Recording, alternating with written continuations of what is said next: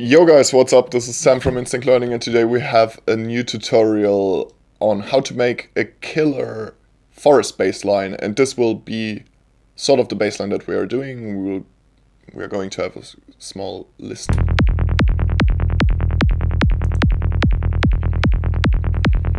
So this bassline is on the note E and uses Bazzism in VB1. Pretty simple. Then it gets routed through a group channel, through various things, and obviously there are several EQs, compressors, and other tools to enhance the bass. So let's start from the ground up. We can remove those and start by adding in the Bazzism and the VB1. So for the VB1 we are going to choose the synth bass and turn this one down to maybe about 5. Then we draw in a MIDI event and we mark 1 beat. You can also set the quantize to 1 beat. Then loop this and activate the loop. And then let's go down to E0. Make them a little bit shorter like this. And then the first one, the first one and the last one will get decreased in the velocity a little bit there. And then obviously we need a kick as well. So this you can really draw inside anywhere because it is not regarding the note anyway. So what is really important here is that we want to choose E and have a listen. First of all, it's way too loud. The kick is way too loud. So let's adjust that to a more reasonable level. And now turn the V sweep to the left for sure. Go to envelope. Put in a little nod here, and then a third one in the middle. So that we get some dynamics in the kick. Sounds a lot nicer like this. We can go back to main. Play a little bit around with time end. So that it's not overly long. It can stand a little bit into the bassline, that's no problem. Then we even can set a little bit of decay. And feel free to play around with other settings, such as, for example, frequency start. Depending on what you want your kick to sound. So actually I leave it at that. With the kick, we can draw in a compressor. So I'm taking the FabFilter Pro Q3 here. You can obviously control the highs. Don't really need that super high end, but you also do not necessarily have to cut it off. There is a place in kicks in the low mids that you always should have a look at.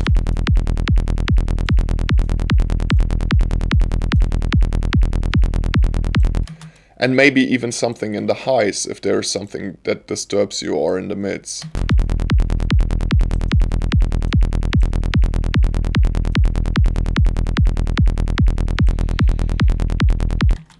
We can leave that for now and go over to the bass. Do the same thing here actually. Draw in the FabFilter Pro Q3. Can control the crunch of the bass. So this one is supposed to be a deep bass, so definitely we will shelf off that with a high cut 12 decibel per octave. And then look into the mids. That is for sure a place that you want to check out in your bassline. There's always some parts that you can draw out. And I start with 1 cue point here. So Next thing we want to draw in is the C6 stereo.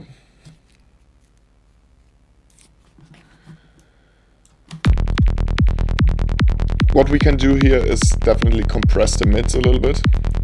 Maybe even draw them down to 2K.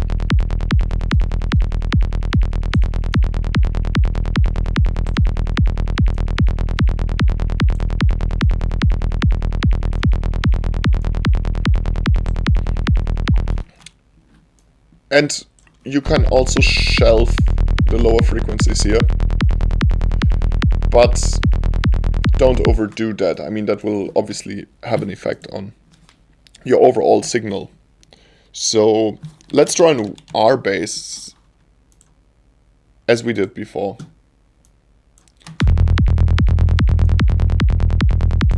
So now I set R bass to 82 Hertz, which corresponds with the root note E.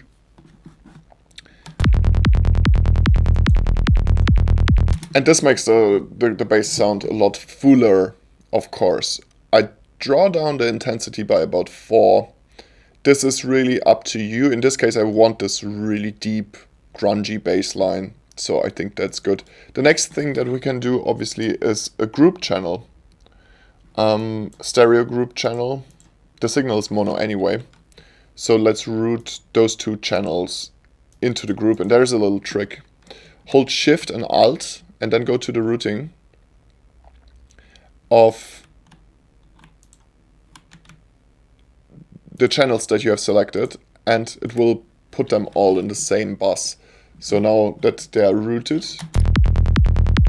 okay, we can also see here that there is a problem with the bassline volume. Definitely turn that down a little bit. Maybe the kick up a little bit. Okay, so let's go to our bus. Here we can put the linear Q as I did before. Low band stereo. We go to DC offset removal. But this is not necessary. You can still do it. It really depends on the bassline, in my opinion. Then we want the E-Chroma BA stereo. So this is from Eddie Kramer, and let's just have a listen. Okay.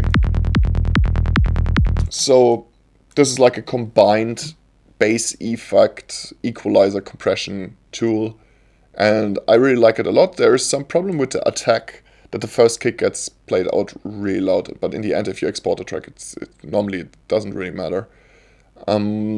What I will do here is just adjust the settings to my liking, basically. You have one compress knob, and you have one treble and one bass knob.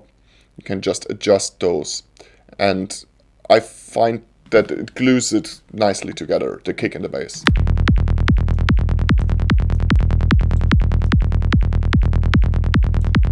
And it also makes it more rich. It definitely makes it more rich and gives it more body.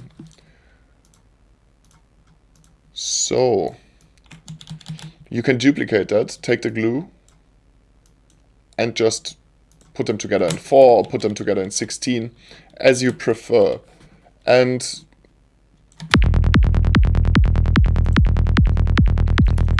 that's it as a basic bassline. I think that's a good start for a Forest track. And this includes everything that you need to know.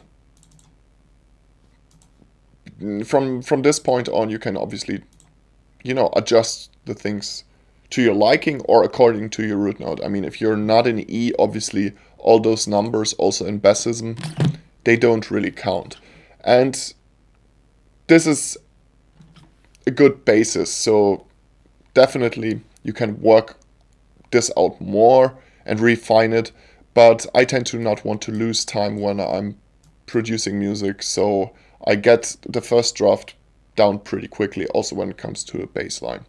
I hope that you enjoyed this tutorial and that it helped you a little bit. Head over to our website if you want some more tutorials and cool products around music production. And thanks for watching. See you guys in the next video.